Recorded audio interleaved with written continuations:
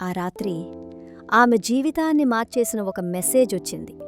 ఆ ఒక్క మెసేజ్ వల్ల ఆమె కడుపులో పెరుగుతున్న బిడ్డ ప్రాణం కూడా ప్రమాదంలో పడింది. సరే, ఇక ఏమాత్రం లేట్ చేయకుండా కథ మొదలు పెడదాం. ఆ మాట వినగానే సిద్ధార్థ్లోని కోపం కట్టలు తెంచుకుంది. ఎదురుగా ఉన్న టేబుల్ మీద ఉన్న గ్లాస్ పేపర్ వెయిట్ని తీసుకుని గోడకేసి బలంగా విసిరికొట్టాడు. అది 100 ముక్కలై చెల్లాచెదురుగా పడింది. ఆ శబ్దానికి వరుణ్ ప్రాణాలు గాల్లో కలిసినంత పనై 2 అడుగులు వెనక్కి వేశాడు. సిద్ధార్థ్ కళ్ళలో నిప్పులు రగులుతున్నాయి. ఆ కోపంలో అతను ఒక రాక్షసుడిలా కనిపిస్తున్నాడు. నా బిడ్డని వేరెవడో వాడి బిడ్డ అని మెసేజ్ చేస్తాడా? నా అంజలికి ఫోటోలు పంపించి బ్లాక్మెయిల్ చేసి మానసికంగా టార్చర్ చేసేంత ధైర్యం ఈ సిటీలో ఎవడికొచ్చింది వరుణ్? ఆ వాయిస్ వింటే సిటీలో ఎవరికైనా హార్ట్అటాక్ రావడం పక్కా. నాకు ఇప్పుడే తెలియాలి వరుణ్. ఆ మెసేజ్ పంపించిన ఆ నెంబర్ ఏంటి? వాడు ఎక్కడున్నాడు? ఆ ఐపీ అడ్రస్ ఏంటి? మొత్తం ట్రేస్ చే. ఈ భూమి అడుగున దాక్కున్నా సరే వాడిని లాక్కొచ్చి నా ముందు నిలబెట్టండి. వాడి కళ్ళు పీకేస్తాను. ఎస్ సార్, మన సైబర్ టీంకి ఆల్రెడీ ఇన్ఫార్మ్ చేశాను. వాళ్ళు ట్రేస్ చేస్తున్నారు. సిద్ధార్థ్ కోపాన్ని కంట్రోల్ చేసుకుంటూ నెమ్మదిగా టేబుల్ మీద 2 చేతులు ఆనించి దీర్ఘంగా గాలి పీల్చుకున్నాడు. వాడు తనని ఆడుకుంటున్నాడు. తనకిప్పుడు చాలా వీక్గా ఉంది, ఒంటరిగా ఉంది. ఈ టైంలో తనని ఆ రోడ్డు మీద అలా వదిలేయడం సేఫ్ కాదు. నేను వెళ్తున్నాను. వరుణ్ కంగారుగా ముందుకొచ్చాడు. కానీ సార్, మీరు నేరుగా మేడం దగ్గరికి వెళ్తే ఆ బ్లాక్మెయిల్ చేసేవాడికి మీరే ఆ రాత్రి తనతో ఉన్నారని తెలిసిపోతుంది కదా సార్. అది మనకి ప్రాబ్లం అవుతుంది కదా. సిద్ధార్థ్ ఒక కోల్డ్ నవ్వు నవ్వాడు. ఆ నవ్వు చూస్తే వరుణ్కి వెన్నులో చలి పుట్టింది. తెలీనివ్వు. వాడికి నాకోసం వెతికే శ్రమ తప్పుతుంది. వాడు అంజలి మీద కన్నేశాడు అని ఆనందపడుతున్నాడు. కాని నేను రంగంలోకి దిగితే వాడికి భయం పుట్టాలి. ఆ భయంతో వాడు బయటికి రావాలి. నేను తన దగ్గరే ఉంటాను. దమ్ముంటే నన్ను దాటి నా అంజలిని టచ్ చేయమను అంటూ టేబుల్ మీద ఉన్న తన కార్ కీస్ తీసుకుని స్పీడ్గా బయటికి నడిచాడు సిద్ధార్థ్. వరుణ్ సైలెంట్గా తలొంచుకుని అలాగే నిలబడిపోయాడు. సిద్ధార్థ్ కోపం చూస్తుంటే ఈ రాత్రి ఈ నగరంలో ఎవరో ఒకరి ప్రాణాలు పోవటం ఖాయం అని వరుణ్కి అర్థమైపోయింది. చీకటి పడిన రోడ్డు మీద వర్షం కొద్దిగా మొదలవుతోంది. అంజలి ఒంటరిగా అడుగులు వేస్తోంది. ఒక పక్క ప్రెగ్నెన్సీ రిపోర్ట్, ఇంకో పక్క బ్లాక్మెయిల్ మెసేజ్. ఆమె కళ్లలో ఏడుపు ఆగిపోయి ఒక శూన్యం ఏర్పడింది. ఏం చెయ్యాలో, ఎవరికి చెప్పుకోవాలో తెలియక ప్రాణవాయువు అందని చేపలా గిలిగిల కొట్టుకుంటోంది. చీకటి పడిన రోడ్డు. సన్నగా వర్షం మొదలైంది. హాస్పిటల్ బయట గడ్డ కట్టుకుపోయిన శిల్పంలా నిలబడిపోయింది అంజలి. చేతిలోతో ప్రెగ్నెన్సీ రిపోర్ట్, ఫోన్లో ఆ అజ్ఞాత వ్యక్తి పంపిన బ్లాక్మెయిల్ మెసేజ్. ఆమె మెదడు పనిచేయటం ఆగిపోయింది. ఎక్కడికి వెళ్లాలో తెలీదు. ఇంటికి వెళితే ఆ నరకాన్ని భరించే ఓపిక లేదు.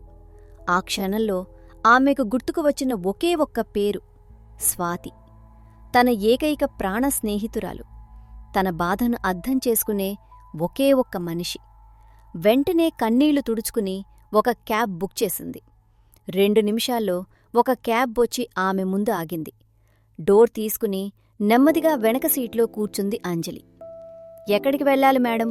అడిగాడు క్యాబ్ డ్రైవర్ మిర్రర్లోంచి చూస్తూ. గచ్చిబౌలి, రోడ్ నెంబర్ 9 వణుకుతున్న గొంతుతో చెప్పింది అంజలి. అంజలి క్యాబ్లో కూర్చున్న సరిగ్గా అదే సమయానికి ఆసుపత్రి వైపు తన ఖరీదైన కారును వేగంగా డ్రైవ్ చేసుకుంటూ వెళ్తున్నాడు సిద్ధార్థ్. వర్షం పడుతున్నా అతని కారు వేగం ఏమాత్రం తగ్గడం లేదు. అతని కళ్ళలో మంటలు రగులుతూనే ఉన్నాయి. అప్పుడే అతని కారు బ్లూటూత్కి కాల్ కనెక్ట్ అయింది. వరుణ్ నుంచి కాల్ లిఫ్ట్ చేశాడు సిద్ధార్థ్. సార్, నేను మేడంని ట్రాక్ చేశాను. ఎక్కడుంది తను? నేను హాస్పిటల్ దగ్గరికే వస్తున్నాను. సార్, మేడం అప్పుడే అక్కడ్నుంచి బయలుదేరారు. హాస్పిటల్ బయట ఒక క్యాబ్ ఎక్కారు. ఇంటికా? లేదు సార్, మేడం వాళ్ళ ఇల్లు ఉన్న రూట్లో వెళ్లడం లేదు. యాక్చువల్గా స్వాతి మేడం వాళ్ళ ఇంటికి వెళ్తున్నారు. మీరు మేడంని కలవాలి అనుకుంటే నేరుగా స్వాతి వాళ్ళ ఇంటికే వెళ్ళాలి సార్. ఆ మాట వినగానే సిద్ధార్థ్ సడన్గా కారుకి బ్రేక్ వేసి రోడ్డు పక్కన ఆపాడు. స్వాతి ఇంటికా? ఈ టైంలో ఎందుకు వెళ్తోంది? తెలీదు సార్, కానీ చూసిన వాళ్ళు చెప్పారు మేడం చాలా ఏడుస్తూ కంగారుగా క్యాబ్ ఎక్కారు అని. సార్, నన్ను క్షమించండి, నాదొక చిన్న మాట. ఏంటో చెప్పు.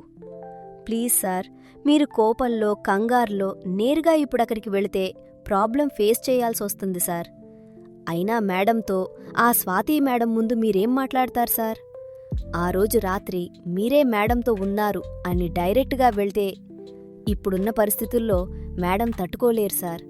కొంచెం ఆలోచించండి సార్.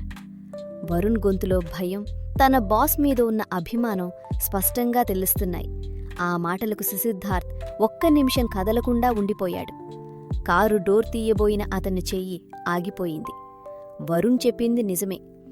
తను ఇప్పుడున్న మానసిక స్థితిలో తనను చూస్తే మరింత భయపడుతుంది. నువ్వు చెప్పింది కరెక్టే వరుణ్. నేనిప్పుడే వాళ్ల ముందుకు వెళ్ళను. అసలు వాళ్ళు ఏం మాట్లాడుకుంటున్నారో చూద్దాం. వరుణ్? Yes sir. తను ఎక్కిన క్యాబ్ నెంబర్, డ్రైవర్ డీటెయిల్స్, ఆ క్యాబ్ లైవ్ లొకేషన్ నాకు వెంటనే మెసేజ్ చెయ్యి. ఇప్పుడే పంపిస్తున్నాను సార్. కాల్ కట్ చేశాడు సిద్ధార్థ్. మరుక్షణం అతని ఫోన్కి క్యాబ్ డీటెయిల్స్ వచ్చాయి. ఫోన్ పక్కన పడేసి వేగంగా తన కారు స్టార్ట్ చేశాడు. ఇక్కడ అంజలి కూర్చున్న క్యాబ్ వేగంగా ముందుకు కదిలింది. విండోలోంచి పడుతున్న వర్షపు చినుకులు ఆమె ముఖాన్ని తాకుతున్నాయి. కాని ఆమె కళ్లలోంచి కారుతున్న కన్నీళ్ల ముందు ఆ వర్షం ఎందుకూ కొరగాకుండా పోయింది. ఆమె వెనకాలే కొద్ది దూరంలో సిద్ధార్థ్ కారు ఒక నీడలా వెంబడిస్తోంది. కొద్దిసేపటికి ఆ క్యాబ్ గచ్చిబౌలిలోని ఒక ఖరీదైన విల్లా ముందు ఆగింది. అది స్వాతివాళ్ల ఇల్లు. ఒక చిన్నపాటి రాజభవనంలా ఉంటుంది. క్యాబ్కి డబ్బులిచ్చి నెమ్మదిగా కిందికి దిగింది. పెద్ద ఇనుప గేటు దగ్గర ఉన్న సెక్యూరిటీ గార్డ్ అంజలిని చూడగానే చిన్నగా నవ్వి గేటు తీశాడు. అంజలి ఆ ఇంటికి రెగ్యులర్గా వస్తూ ఉంటుంది కాబట్టి అతనికి ఆమె ఎవరో బాగా తెలుసు. లోపలికి అడుగుపెట్టింది. ఆ విశాలమైన హాల్లో ఎవరూ లేరు. అప్పుడే లోపలి నుంచి ఒక పని ఆవిడ చేతిలో ట్రే పట్టుకుని వస్తూ అంజలిని చూసింది. ఎవరమ్మా? ఓ, అంజలిగారా? రండి రండమ్మమ్మా, వానలో తడిసిపోయినట్టున్నారు. స్వాతి ఉందా ఆంటీ? ఉందమ్మా, స్వాతమ్మగారు తన రూమ్ పోండి. సరే ఆంటీ. నెమ్మదిగా మెట్లు ఎక్కుతూ స్వాతి రూం వైపు నడిచింది అంజలి. ప్రతి అడుగుకి ఆమె గుండె 100 రెట్లు వేగంగా కొట్టుకుంటోంది. తను చేయని తప్పుకి ఏ ముఖం పెట్టుకుని తన ఫ్రెండ్కి నిజం చెప్పాలి? రూం దగ్గరికి వెళ్లి వణుకుతున్న చేతులతో నెమ్మదిగా డోర్ నాక్ చేసింది. కొద్ది క్షణాల్లోనే డోర్ తెరుచుకుంది. ఎదురుగా నైట్ డ్రెస్లో ఉన్న స్వాతి. తలుపు తీయగానే ఎదురుగా పాలిపోయిన ముఖంతో కన్నీళ్లతో ఉన్న అంజలిని చూడగానే స్వాతికి ఒక్కసారిగా షాక్ తగిలింది. అంజలి, నువ్వేంటి ఈ టైంలో? స్వాతి మాట పూర్తి కాకముందే అంజలి ఒక్కసారిగా ముందుకు పడి స్వాతిని గట్టిగా కౌగిలించుకుంది. ఇన్నాళ్లు తన మనసులో ఆపుకున్న బాధ, భయం, అవమానం అన్నీ కట్టలు తెంచుకున్నాయి. స్వాతి భుజం మీద తలపెట్టి చిన్న పిల్లాడిలా వెక్కి వెక్కి ఏడవటం మొదలుపెట్టింది. ఆ ఏడుపుకి స్వాతి భయపడిపోయింది. వెంటనే అంజలిని గట్టిగా పట్టుకుని రూం లోపలికి తీసుకువచ్చి డోర్ క్లోజ్ చేసింది. ఏమైందే? ఎందుకలా ఏడుస్తున్నావు? నీకేమైందసలు? అంజలికి ఏడుపు ఆగడం లేదు. నోట్లోంచి మాటలు రావడం లేదు. కేవలం కుమిలి కుమిలి ఏడుస్తోంది. అంజలి, ముందు నా వైపు చూడు. ఇక్కడ కూర్చో. బలవంతంగా అంజలిని తీసుకువెళ్లి బెడ్ మీద కూచోబెట్టింది స్వాతి. పక్కనే ఉన్న టేబుల్ మీద నుంచి వాటర్ గ్లాస్ తీసుకుని ఆమె చేతికిచ్చింది.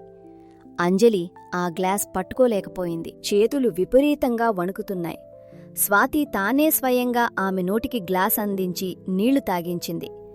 ఇప్పుడు చెప్ప అంజలి, ముందు నువ్వు ఏడవకుండా అసలు విషయం చెప్పకపోతే నాకేమర్థమవుతుంది? ఎందుకంతలా వణికిపోతున్నావు? అంజలి కన్నీళ్లు తుడుచుకుంటూ స్వాతి కళ్ళలోకి చూసింది. ఆ చూపులో ప్రాణాలు కోల్పోయిన నిరాశ ఉంది. నేనైపోయాను స్వాతి. నా జీవితం నాశనమైపోయింది. అలా పిచ్చి పిచ్చి మాటలు మాట్లాడుకు. అసలు ఏం జరిగిందో చెప్పు. ఎవరైనా ఏమైనా అన్నారా? మీ నాన్న ఏమైనా కొట్టాడా? ఆ సావిత్రి ఆంటీ మళ్ళీ ఏమైనా నిందలు వేసిందా? లేదు స్వాతి, వాళ్ళెవరూ ఏమీ అనలేదు. నేను ఒక తప్పు చేశాను స్వాతి, చాలా పెద్ద తప్పు చేశాను. నువ్వు తప్పు చేయడమా? నువ్వు ఏ తప్పు చేయలేదో అంజలి. నాకు తెలుసు నీ గురించి. ముందు ఏమైందో చెప్పు, నా ప్రాణం పోతోంది. అంజలి గట్టిగా గుటక మింగింది. కళ్ళు మూసుకుని ఆ భయంకరమైన నిజాన్ని బయటపెట్టింది. నేను ప్రెగ్నెంట్ని స్వాతి. గదిలో ప్రాణం తీసేంత సైలెన్స్. స్వాతికి ఊపిరాగినంత పనైంది. ఆమె చెవులను ఆమె నమ్మలేకపోయింది. కళ్ళు పెద్దవి చేసి అంజలి వైపు చూస్తూ ఉండిపోయింది. ఏం మాట్లాడుతున్నావే నువ్వు? నీకు మైండ్ పనిచేస్తుందా లేదా? ప్రెగ్నెంట్ ఏంటి? అంజలి నెమ్మదిగా తన బ్యాగ్లోంచి ఆ బ్లడ్ టెస్ట్ రిపోర్ట్ తీసి స్వాతి చేతిలో పెట్టింది. వణుకుతున్న చేతులతో స్వాతి ఆ రిపోర్ట్ చదివింది. అందులో స్పష్టంగా పాజిటివ్ అని రాసి ఉంది. Oh my God! అంజలి, ఇదెలా జరిగింది? ఎవరితో? అసలు ఎప్పుడు జరిగింది ఇదంతా? నువ్వు నాకెందుకు చెప్పలేదు? ఎలా చెప్పాలి స్వాతి? నా పరువు, నా భయం నన్ను చంపేస్తుంటే ఎలా చెప్పాలి?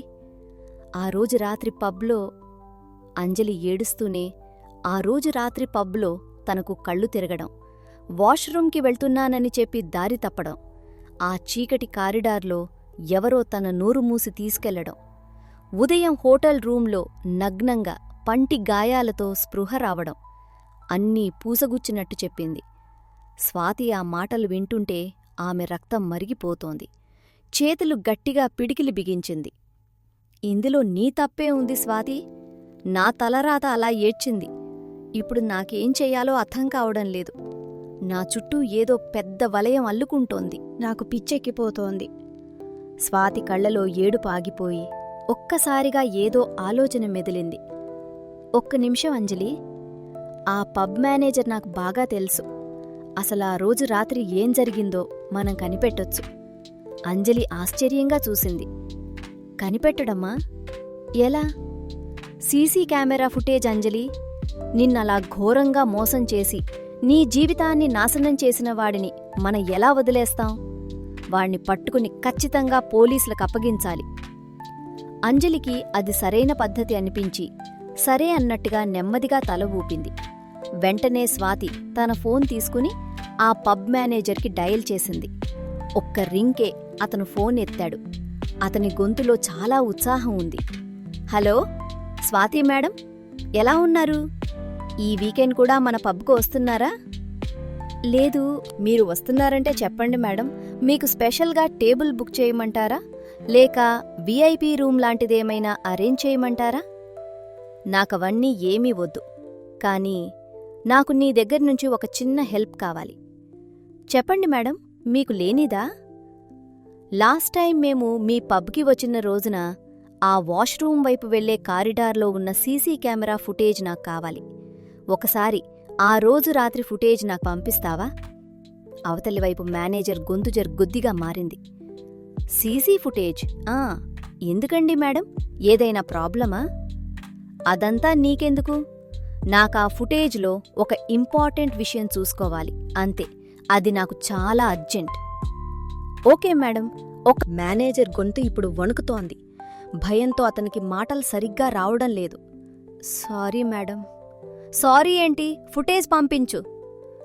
ఆ రోజు రాత్రి సీసీ కెమెరా ఫుటేజ్ మా దగ్గర లేదు మేడం. లేకపోవడం ఏంటి? అంత పెద్ద పబ్ నడుపుతున్నారు, బ్యాకప్ ఉండదా? లేదు మేడం, ఆ రోజు రాత్రి ఎవరో కావాలనే మన సర్వర్ రూంలోకి వచ్చి సిస్టమ్స్ అన్నీ పగలగొట్టేశారు. ఎవరో చాలా ప్లాన్డ్గా ఆ సీసీ కెమెరాలను పాడు చేశారు. ఆ ఫుటేజ్ మొత్తం క్రాష్ అయిపోయింది మేడం. ప్లీజ్ నన్ను అర్థం చేసుకోండి. క్రాష్ అయిపోయిందా? అంటే ఆ రాత్రి... స్వాతి ఇంకా ఏదో మాట్లాడబోయే లోపే ఇంకో మాట మాట్లాడకుండా ఆ మేనేజర్ వెంటనే ఫోన్ కట్ చేశాడు. స్వాతి షాక్తో అలా ఫోన్ చూస్తూ ఉండిపోయింది. ఆమె మైండ్లో లెక్కలు మారుతున్నాయి. సీసీ కెమెరాలు క్రాష్ అవ్వడం, ఫుటేజ్ లేకుండా పోవడం, ఇదంతా యాదృచ్ఛికం కాదు. కావాలని ఎవరో ప్లాన్ ప్రకారం చేశారు. అంటే అంజలిని టార్గెట్ చేసింది ఒక మామూలు మనిషి కాదు, చాలా బలవంతుడు. ఈ నిజం చెప్తే అంజలి భయంతో చచ్చిపోతుందని స్వాతికి అర్థమైంది. తన మనసులో ఉన్న ఆ భయాన్ని బయటపడకుండా దాచుకుంది. ఏమైంది స్వాతి? అతన్ని ఏమన్నాడు? అంజలి కంగారుగా అడిగింది. స్వాతి తన కంగారును కవర్ చేసుకుంటూ నిరాశగా అన్నది. సర్లే అంజలి, నువ్వు బాధపడకు. ఆ రోజు ఎవరో కావాలని కాదు కాని సర్వర్లో ఏదో ఇష్యూ వచ్చి ఫుటేజ్ మొత్తం క్రాష్ అయిపోయిందట. ఆ ఫుటేజ్ పోయింది, మనం ఏమీ చేయలేము. ఆ మాట వినగానే అంజలిలో ఉన్న ఆ చిన్న ఆశ కూడా చచ్చిపోయింది. తిరిగి మళ్ళీ ఆ శూన్యంలోకి వెళ్ళిపోయింది. స్వాతి కన్నీళ్లు తుడుచుకుని ఒక్కసారిగా స్ట్రాంగ్గా మారింది. ఆమెకు తెలుసు, ఇప్పుడు ఏడిస్తే లాభం లేదు, ప్రాక్టికల్గా ఆలోచించాలి అని. అంజలి, జరిగింది ఏదో జరిగిపోయింది. గతాన్ని మనం మార్చలేం, కానీ రేపటిని మార్చగలం. మనం వెంటనే దీనికి ముగింపు పలకాలి. అంటే ఏం చేద్దామంటున్నావు? ఇందులో ఆలోచించటానికి ఏముంది అంజలి? రేపు ఉదయాన్నే మనం వెళ్ళి నువ్వు అబార్షన్ చేయించుకోవాలి, అంతే. అబార్షన్ అనే పదం వినగానే అంజలి ఒక్కసారిగా ఉలిక్కిపడింది. స్వాతి చేతులు వదిలేసి 2 అడుగులు వెనక్కి వెళ్ళింది. అబార్షన్? లేదు స్వాతి, నేనలా చేయలేను. అలా చేయలేను అంటే ఎలాగ అంజలి? నువ్వు పెళ్లి కాకుండా ఒక బిడ్డకు జన్మనిస్తావా? నీకు మైండ్ పనిచేస్తుందా లేదా? కానీ స్వాతి, అది నా కడుపులో పెరుగుతున్న ప్రాణం. ఒక చిన్న ప్రాణాన్ని నేను ఎలా చంపుకోగలను? అది నా రక్తం స్వాతి, నా బిడ్డ. ఆ మాటలకు స్వాతికి కోపం వచ్చింది. అంజలి భుజాలు పట్టుకుని గట్టిగా కుదిపింది. ప్రాణమా? ఎవరి ప్రాణమనవంజలి? నీ ఇష్టానికి వ్యతిరేకంగా ఒక మృగం నీమీద బలవంతంగా అత్యాచారం చేస్తే ఏర్పడ్డ ప్రాణమది. నీ దేహాన్ని నాశనం చేసిన ఒక రాక్షసుడి ఆనవాలది. దానిమీద నీకు మమకారం ఎందుకొస్తోంది? అతను రాక్షసుడే కావచ్చు, కాని నా కడుపులో ఉన్నది నా బిడ్డ స్వాతి. నేను ఒక తల్లిని కదా. కన్న తల్లిగా నేను నా చేతులతో నా బిడ్డను ఎలా చంపుకోగలను? తల్లివి కాబట్టే ప్రాక్టికల్గా ఆలోచించమని చెప్తున్నానంజలి. ఒకవేళ ఈ బిడ్డను కనాలి అనుకుంటే ఏమని చెప్తావీ సమాజానికి? తండ్రి ఎవరో తెలియని బిడ్డను కన్నాను అంటావా? ఈ ప్రపంచం నిన్ను ఒక వేశ్యలా చూస్తుంది, నిన్ను ప్రశాంతంగా బతకనివ్వదు. నేను ఎక్కడికైనా దూరం వెళ్ళిపోయి బతుకుతాను స్వాతి. ఎవరికీ తెలియని చోట నా బిడ్డతో నేను బతుకుతాను. పిచ్చి పిచ్చి వేషాలు వేయకు అంజలి. స్వాతి గొంతు హాల్లో ప్రతిధ్వనించేలా అరిచింది. ఈ ప్రపంచం మాట దేవుడెరుగు. అంతకన్నా ముందు మీ నాన్న నిన్ను బతకనిస్తాడా? ఆయన పేరు వినగానే అంజలి కళ్లలో విపరీతమైన భయం. ఇప్పటికే మీ ఇంట్లో ప్రతిరోజు నువ్వొక నరకం అనుభవిస్తున్నావు. నీ సవతి అక్క చేసిన తప్పులన్నీ నీ పేరుమీద వేసి మీ నాన్న నిన్ను ఎలా రాచిరంపాన పెడుతున్నాడో నేను కళ్ళారా చూస్తూనే ఉన్నాను కదా. కేవలం పరువు కోసం ఏమైనా చేసే మనిషి ఆయన. అలాంటిది నువ్వు ఈ కడుపుతో ఇంటికి వెళితే ఏం జరుగుతుందో తెలుసా? అంజలి వణుకుతూ తలదించుకుంది. నిన్ను బతికుండగానే పాతిపెడతాడంజలి. ఆయనకు కూతురు మీద ప్రేమలేదు, కేవలం సొసైటీలో పరువు మాత్రమే ముఖ్యం. ఇక సావిత్రి ఆంటీ, నీ సవతి అక్క సంగతి నీకు తెలీదా? వాళ్లకి ఈ విషయం ఏమాత్రం లీకైనా చాలు, నిన్ను నడిరోడ్డు మీద నిలబెట్టి బట్టలు విప్పేస్తారు. వాళ్లకి కావాల్సింది కూడా అదే. నీ బతుకు కుక్కల పాలవుతుంది. నువ్వింకా ఆ బాధను భరించగలవా? స్వాతి అడిగిన ప్రతి ప్రశ్న అంజలి గుండెల్లో బాకులా గుచ్చుకుంటోంది. ఆమెకు తన ఇంట్లో ఉన్న పరిస్థితులు కళ్లముందు మెదిలాయి. తన తండ్రి కళ్లలోని కోపం, సవతి తల్లి వెటకారం, అక్క వేసే నిందలు, అవన్నీ తలుచుకుంటేనే ఆమెకు చచ్చిపోవాలనిపిస్తోంది. కాని స్వాతి, అంజలి మళ్లీ ఏదో చెప్పబోయింది. కానీ లేదుగీనీ లేదు. నీ కడుపులో ఉన్న బిడ్డకు తండ్రి ఎవరో నీకు తెలియదు. ఒకవేళ తెలిసినా వాడు నీతో ఒక రాత్రి గడిపి ఒక బొమ్మలా వాడేసుకుని అక్కడ్నుంచి పారిపోయాడు. వాడి ఎంత పిరికివాడైతే అలా మొహం చాటేసి పారిపోతాడు చెప్పు? నిన్ను ఆదుకునే స్థితిలో వాడు లేడు. కనీసం నీకు మొహం చూపించే ధైర్యం లేని బెధవవాడు. అలాంటి ఒక రాక్షసుడి రక్తాన్ని నువ్వు ఈ భూమి మీదకి ఎందుకు తీసుకురావాలి? అంజలికి ఈ మాటలన్నీ వింటుంటే పిచ్చెక్కిపోతోంది. ఏడుపు ఆగడం లేదు. ఒక పక్క మాతృత్వం, ఇంకో పక్క సమాజం, ఇంట్లో భయం. ఏం చెయ్యాలో తెలియక తల పట్టుకుని మంచం మీద కూలబడిపోయింది. మనం ఇంకొకసారి ఆలోచిద్దాం స్వాతి, ప్లీజ్, దయనీయంగా అడిగింది అంజలి. ఇంక ఆలోచించేది లేదంజలి. నువ్వు ఈ ఇంట్లో కాని ఆ ఇంట్లో కాని ఈ కడుపుతో బతకలేవు. రేపే మనం అబార్షన్ చేయించుకుంటున్నాం. ఈ విషయం మూడో కంటికి తెలియకూడదు. ఎవరికీ ఎలాంటి అనుమానం రాకూడదు. నా మాట విను, నీకోసమే చెప్తున్నాను. స్వాతి గొంతులో ఉన్న ఆ ఫర్నెస్ చూసి అంజలికి ఇంకా ఎదురు చెప్పే ధైర్యం రాలేదు. సజీవంగా ఉన్న తన మనసుని చంపుకుని తన కడుపులో ఉన్న బిడ్డను బలివ్వడానికి సిద్ధపడినట్టుగా కన్నీళ్లతో అడ్డంగా తల ఊపుతూ సరే అన్నట్టు సైగ చేసింది. సరిగ్గా అప్పుడే పని మనిషి డోర్ నాక్ చేసి లోపలికి వచ్చింది. స్వాతమ్మగారు, భోజనం తీసుకువచ్చాను. అక్కడే టేబుల్ మీద పెట్టు ఆంటీ, నువ్వెళ్ళు. ఆవిడ వెళ్ళిపోగానే స్వాతి ప్లేట్ తీసుకుని అంజలి దగ్గరికి వచ్చింది. రా, నోరు తెరువు. నాకాకల్లేదు స్వాతి, నాకేం వద్దు. నోరు మూసుకుని తిను. నువ్వు ఉదయం నుంచి ఏమీ తినలేదని నీ పాలిపోయిన ముఖం చూస్తేనే అర్థమవుతోంది. రేపు ఆపరేషన్ తట్టుకోవాలంటే నీ ఒంట్లో కొద్దిగా బలం ఉండాలి. తిను. బలవంతంగా అంజలి నోట్లో ముద్దలు పెట్టింది స్వాతి. ఆ ప్రతి ముద్ద అంజలి గొంతులో ముల్లులాగా గుచ్చుకుంటోంది. కన్నీళ్లతో ఉప్పగా మారిన ఆ అన్నాన్ని యాంత్రికంగా మింగేసింది. భోజనం పూర్తయ్యాక స్వాతి తన ఫోన్ తీసుకుని క్యాబ్ బుక్ చేసింది. క్యాబ్ వస్తోంది అంజలి, జాగ్రత్తగా ఇంటికి వెళ్ళు. రేపు ఉదయం నేనే మీ ఆఫీస్ దగ్గరికొస్తాను. అక్కడ్నుంచి మనం డైరెక్ట్గా హాస్పిటల్కి వెళ్దాం. ఈ రాత్రికి ప్రశాంతంగా పడుకో. ఇంక దేని గురించి ఆలోచించుకో. స్వాతిని గట్టిగా హత్తుకుని నెమ్మదిగా కిందకి దిగి క్యాబ్లో ఎక్కింది అంజలి. క్యాబ్ స్టార్ట్ అయ్యి రోడ్డు మీదకు వచ్చింది. బయట వర్షం ఇంకా పడుతూనే ఉంది. కారు చీకటి రోడ్ల మీద వేగంగా వెళ్తోంది. క్యాబ్ వెనక సీట్లో కూర్చున్న అంజలి నెమ్మదిగా తన చేతులతో తన కడుపుని హత్తుకుంది. నన్ను క్షమించు తల్లి, లేదా తండ్రి. నిన్ను ఈ లోకంలోకి తీసుకురాలేని దౌర్భాగ్యురాలిని నేను. నిన్ను ఒక ప్రాణంగా మార్చే అదృష్టం నాకు లేదు. గట్టిగా తన పొట్టను పట్టుకుని వెక్కి వెక్కి ఏడవడం మొదలుపెట్టింది అంజలి. తన చేతులతో తన బిడ్డను చంపుకోబోతున్నానన్న నిజం ఆమె గుండెల్ని కోసేస్తోంది. అలా ఏడుస్తూనే ఇంటికి చేరుకుంది. ఇంటి ముందు క్యాబ్ ఆగగానే నెమ్మదిగా డోర్ తీసుకుని బయటికి దిగింది. వర్షం చినుకుల్లో ఆ పెద్ద ఇనుప గేటు తీసుకుని లోపలికి నడిచింది. సరిగ్గా అప్పుడే ఆమె బ్యాగ్లో ఉన్న ఫోన్ వైబ్రేట్ అయింది.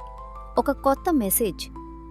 వణుకుతున్న చేతులతో ఫోన్ బయటికి తీసి ఆ మెసేజ్ ఓపెన్ చేసింది. అది చూసిన మరుక్షణం అంజలి గుండె ఆగిపోయినంత పనైంది. చేతిలోంచి ఫోన్ కింద జారిపడింది. ఆ మెసేజ్లో ఇలా ఉంది: రేపు ఉదయం అబార్షన్ చేయించుకోవాలి అనుకుంటున్నావా? ఆ పిండం నాది. నేను పెట్టిన భిక్ష అది.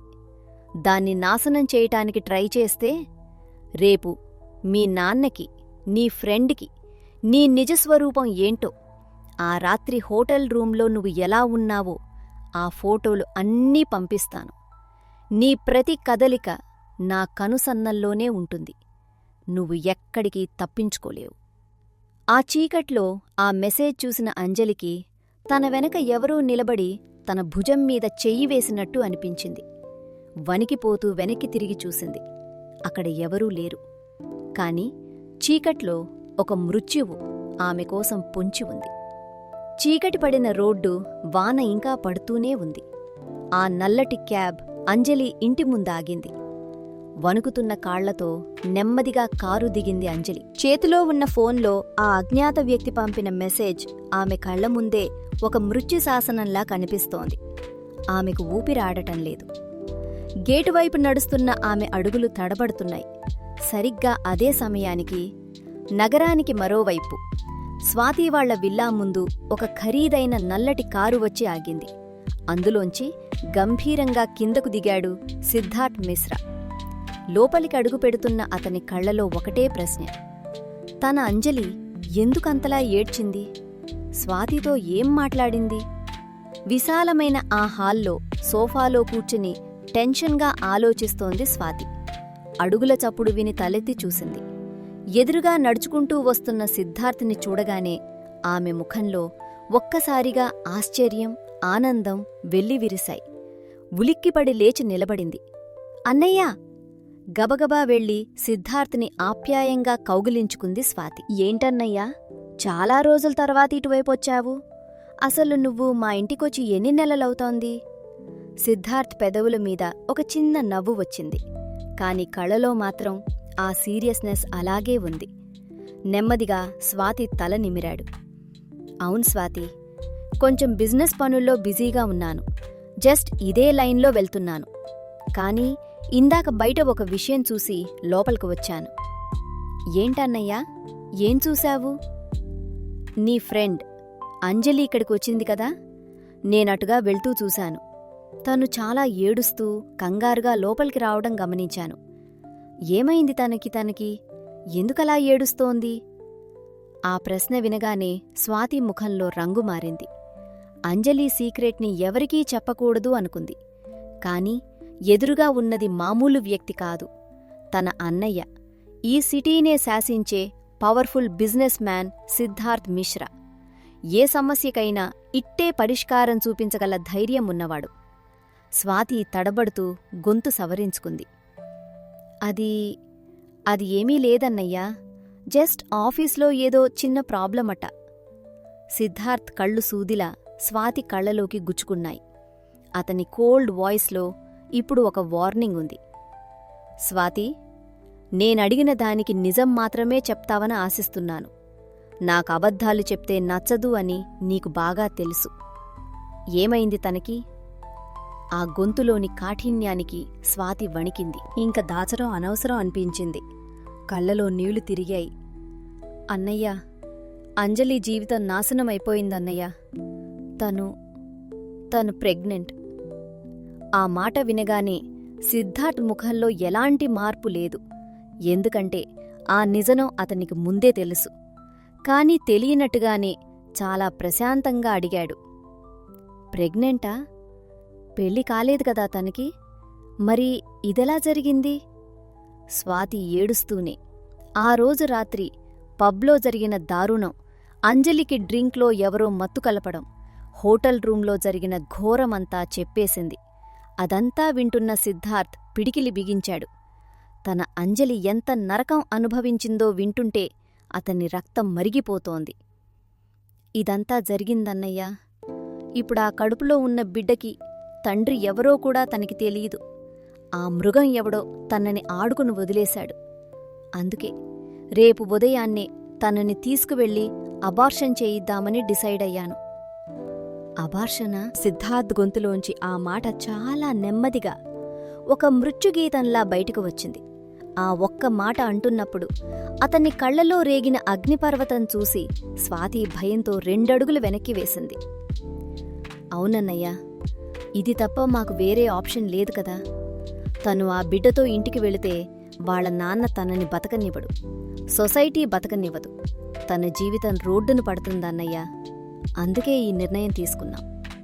గదిలో 1 నిమిషం పాటు భయంకరమైన నిశ్శబ్దం. సిద్ధార్థ్ నెమ్మదిగా కళ్ళు మూసుకుని దీర్ఘంగా గాలి పీల్చుకున్నాడు. తన బిడ్డను, తన రక్తాన్ని అబార్షన్ చేయిస్తుందా? లేదు. తన ప్రాణం పోయినా అది జరగనివ్వడు. ఆ నరకంలాంటి ఇంటి నుంచి అంజలిని ఎప్పటికీ తన దగ్గరికి తీసుకురావాల్సిన సమయం ఆసన్నమైంది. కళ్ళు తెరిచాడు. చాలా కోల్డ్గా స్వాతివైపు చూశాడు. సరేలే స్వాతి, నేను చూసుకుంటాను. నువ్వేం టెన్షన్ పడకు. నేను బయలుదేరుతాను. అన్నయ్య, నువ్వేం చేస్తావు? స్వాతి మాట పూర్తి కాకముందే సిద్ధార్థ్ వేగంగా అక్కడ్నుంచి బయటికి నడిచాడు. అతని నడకలో ఇప్పుడు ఒక రాక్షసుడు నిద్రలేచిన ఆనవాళ్లు ఉన్నాయి. కారు డోర్ తీసుకుని స్టీరింగ్ పట్టుకున్నాడు. నా బిడ్డను చంపేస్తావా అంజలి? నా సామ్రాజ్యానికి వారసుడిని లేకుండా చేస్తావా? ఛాన్స్ లేదు. నిన్ను ఆ ఇంటి నుంచి శాశ్వతంగా లాక్కుని వస్తాను. నిన్ను టచ్ చేసే దమ్ము ఆ దేవుడికి కూడా లేదు. తనలో తాను గొణుక్కుంటూ కారుని రాకెట్లా ముందుకు ఉరికించాడు. కారు వేగంగా వెళ్తుండగానే బ్లూటూత్కి కాల్ వచ్చింది. Head bodyguard Suresh. చెప్పు సురేష్. సార్, మీరిందాక అర్జెంటుగా ఒక విషయం కనుక్కోమన్నారు కదా, దానికి సంబంధించి ఒక ముఖ్యమైన అప్డేట్ ఉంది సార్. చెప్పు. సార్, ఈరోజు మధ్యాహ్నం హాస్పిటల్లో అంజలి మేడం రిపోర్ట్ తీసుకున్న తర్వాత ఇంకో అమ్మాయి బ్లాక్ స్కార్ఫ్ కట్టుకుని లోపలికి వెళ్ళింది సార్. వరుణ్ సార్ మీకిచ్చిన రిపోర్ట్తో పాటు ఆ స్కార్ఫ్ కట్టుకునుకున్న అమ్మాయి కూడా మేడం ఐడి ప్రూఫ్ చూపించి ఇంకో రిపోర్ట్ కాపీ తీసుకుంది సార్. ఆ మాట వినగానే కారు టైర్లు రోడ్డు మీద భయంకరమైన శబ్దం చేస్తూ ఒక్కసారిగా స్కిడ్ అయ్యాయి. సిద్ధార్థ్ కళ్ళు ఎర్రబడ్డాయి. గొంతులో మృత్యువు స్వరం. స్కార్ఫ్ కట్టుకుని రిపోర్ట్ తీసుకుందా? మీరందరూ ఏం చేస్తున్నారా? ఎక్కడైనా వెళ్ళి చచ్చారా? ఇదంతా మధ్యాహ్నం జరిగితే ఇప్పుడు రాత్రి అవుతుంటే ఇప్పుడా నాకు చెప్పేది? నా అంజలి రిపోర్ట్ ఎవరో థర్డ్ పర్సన్ చేతికి వెళ్తే నా సెక్యూరిటీని దాటి ఆ కాపీ ఎలా బయటకు వచ్చింది? అవతలివైపు సురేష్కి చెమటలు పడుతున్నాయి. వణుకుతున్న గొంతుతో సమాధానం చెప్పాడు. సారీ సార్, మేము ఇన్వెస్టిగేషన్ మొత్తం చేస్తున్నాము. కానీ ఇదంతా చాలా పక్కా ప్లాన్తో జరుగుతోంది సార్. ప్లాన్ ఏంటిరా ప్లాన్? వాళ్లని వెంటనే నా ముందు నిలబెట్టమని చెప్పానా లేదా? అదే సార్ ప్రాబ్లం. ఆ రోజు పబ్లో మేడంకి డ్రింక్లో డ్రాప్స్ కలిపిన ఆ 2 మనుషుల్ని మనం పట్టుకున్నాం కదా సార్. వాళ్ళిద్దరూ మన కస్టడీలోనే సూసైడ్ చేసుకున్నారు సార్. వాళ్ల నోట్లో సైనైడ్ ఉంది. మనకి ఎలాంటి ఇన్ఫర్మేషన్ రాలేదు సార్. సిద్ధార్థ్ చేతులు స్టీరింగ్ని విడిచేసేలా పట్టుకున్నాయి. సూసైడ్ చేసుకున్నారా? అంటే నా చేతికి చిక్కకుండా వాళ్ల ప్రాణాలు వాళ్లే తీసుకున్నారా? అంజలి డ్రింక్లో డ్రాప్స్ ఎవరిచ్చారో, అసలు ఈ గేమ్ అంతా వెనకుండి ఎవరు నడిపిస్తున్నారో మీకింకా తెలియలేదా? లేదు సార్, వాళ్ళు చాలా ప్రొఫెషనల్స్లా ఉన్నారు. వాళ్ల వెనుక ఉన్న ఆ మాస్టర్ మైండ్ ఎవరో అస్సలు ట్రేస్ అవ్వడం లేదు. అందుకే చాలా ప్రాబ్లమాటిక్గా ఉంది సార్. నాకు రీజన్స్ వద్దు సురేష్. నా రిపోర్ట్ ఒక థర్డ్ పర్సన్ దగ్గర ఉంది. అది మిస్యూజ్ అయితే నేను ఫేస్ చేసే ప్రాబ్లం కంటే ముందు మీ అందరి తలలు తీసేస్తాను. వాడెవడో, వాడి అంతు చూడండి. నాకు కంప్లీట్ డీటెయిల్స్ కావాలి. ఫోన్ గట్టిగా కట్ చేశాడు సిద్ధార్థ్.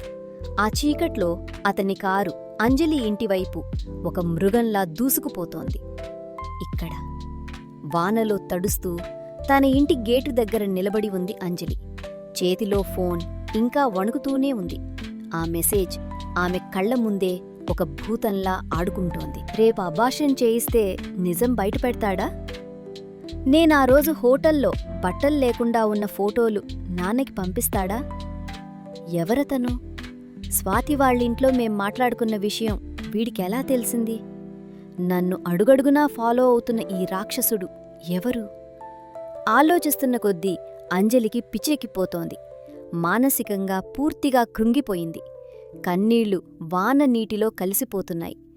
ఇంట్లోకి వెళ్లడానికి కూడా ఆమె కాళ్లు ముందుకు పడటం లేదు. తండ్రికి ముఖం చూపించే ధైర్యం లేదు. అలాగని ఆ బ్లాక్ మెయిలర్ని ఎదిరించే శక్తి లేదు. ఈ ఎపిసోడ్ మీకు నచ్చిందనే అనుకుంటున్నాను. ఈ పార్ట్ ఎలా అనిపించిందో కింద కామెంట్ సెక్షన్లో ఖచ్చితంగా చెప్పండి. ఇక నెక్స్ట్ ఎపిసోడ్ విషయానికి వస్తే, మెంబర్స్ కోసం ఈ రోజు నైటే అప్లోడ్ చేస్తున్నాను. మెంబర్షిప్ తీసుకున్న వాళ్ళు వెంటనే చూసేయచ్చు. మిగతా వాళ్ల కోసం రేపు మధ్యాహ్నం 3:30 ఇదే ఎపిసోడ్ రిలీజ్ అవుతుంది. మీరు మన ఛానల్కి మెంబర్షిప్ తీసుకుంటే నాకు ఫైనాన్షియల్గా చాలా హెల్ప్ అవుతుంది. అలాగే కథ ఎలా వెళ్తోంది, ఏమైనా చేంజెస్ చెయ్యాలా అనేది కూడా కామెంట్ చేయటం మర్చిపోకండి. మీ కామెంట్స్ నాకు చాలా పెద్ద మోటివేషన్.